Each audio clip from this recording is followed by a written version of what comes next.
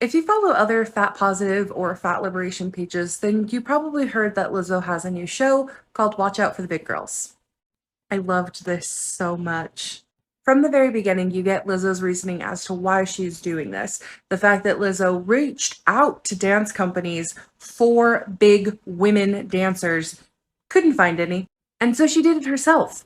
I didn't find this show to feel gimmicky, and even though it was centered around fat dancers, it didn't feel like the focus was on fatness. But the fatness isn't absent from the show. They do briefly touch. One of the dancers suffered from an eating disorder. They've struggled with self-image issues. And something that's really common with dancers is injuries. And the fact that they had somebody wrapping their knee and saying, well, because we're fat, they don't show us how to properly turn out of these moves.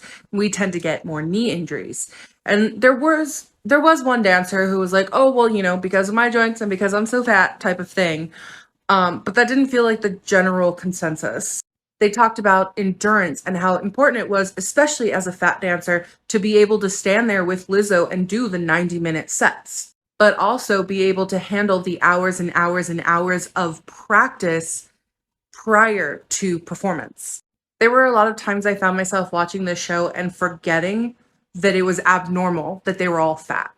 My biggest hope for this show is that it inspires dance companies to either have more fat dancers, any fat dancers, or for that it just be a fat dancer company. But absolutely 10 out of 10 recommend. Excuse my hair, I'm setting it, and also I'm losing my voice. But I just had to come on here and tell you about yourselves because y'all really starting to agitate the fuck out of me. I get a lot of hate comments a day, and I usually ignore them and go have myself a peaceful ass sleep and keep it pushing. But lately I've been getting this comment that's been agitating my soul. The fact that people think I'm promoting obesity because y'all cannot fathom that a fat person is telling other fat people that it's okay to love themselves. And the only reason why y'all think that's promoting obesity is because of your fat phobia. Because y'all think that anybody who has weight on them doesn't deserve love. I'm not out here telling people that gyms are bad for you, to not go to the doctor, to not listen to your doctor. I'm not telling people to go have McDonald's 17 times a day. I'm telling them that they don't have to be ashamed to do normal things like dance and exist and wear clothes. Things that skinny people do daily. Y'all obsession with fat people is really out of control. And the real problem is y'all just need to accept that people are fucking fat.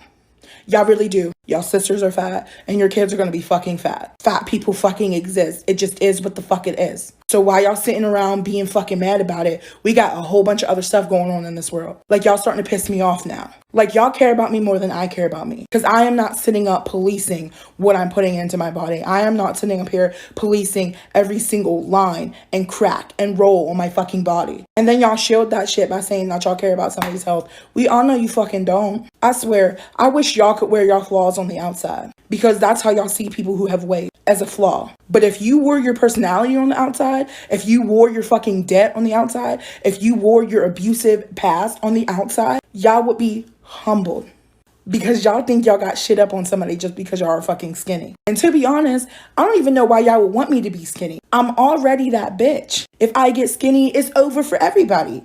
Like, why would y'all do that to yourselves? And believe it or fucking not, people value themselves for more than just their physical appearance. Some people value their education. Some people value their kids. Some people value their job. Not everybody is running around worried about their body and how they look to other people. And it's the fact that y'all think that somebody has to live up to your opinion. Like, y'all really throwing temper tantrums, punching the walls, screaming into your pillow at night because someone doesn't look how you think they should. That's not nobody's fucking problem but your own. Just because it is a stereotype doesn't mean it needs to be lived up to. And the more negative y'all are, the more positive I am going to be to offset the bullshit that y'all are saying. And honestly, y'all are really jealous of fat people and y'all won't admit it. Because how dare someone who's supposed to be a stain on society be thriving in life? That's why y'all hate to see a happy, cute, big bitch. Because she should be miserable crying in the corner according to stereotype. And we're not doing that no more. Y'all are going to hate me regardless, so I'm going to shake my ass regardless. People being fat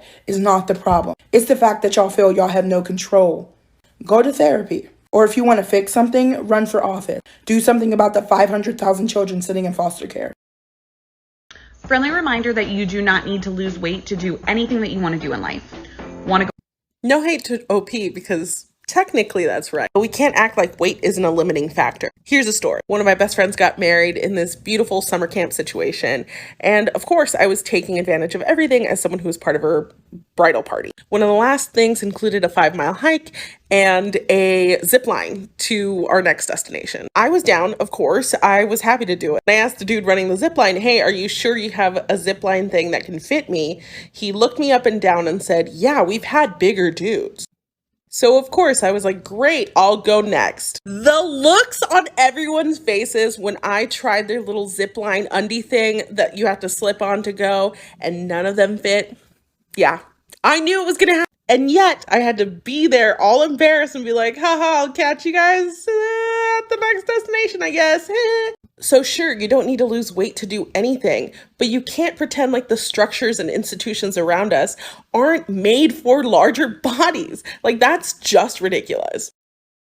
As a therapist, I do a lot of work with clients on improving their relationships with their bodies, and I do this work with clients of all sizes.